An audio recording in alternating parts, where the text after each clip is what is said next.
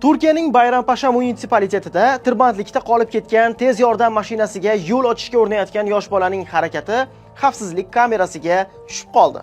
Yahyo Kamol ko'chasida sodir bo'lgan voqeada bola tez yordam mashinasining sirenasi ovozini eshitishi bilan yo'l o'rtasiga yugurib chiqdi va haydovchilarga qo'l ishoralari orqali tez yordam mashinasiga yo'l berishni talab qildi.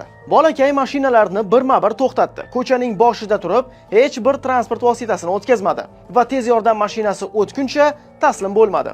Uning bunday hushyor va jasoratli harakati yo'lovchilarning ham e'tiborini tortdi. Xususan o'sha ko'chadagi do'konlardan birida ishlovchi tadbirkor Numan Erdemlining aytishicha, bola 8-10 yoshlardagi o'quvchi.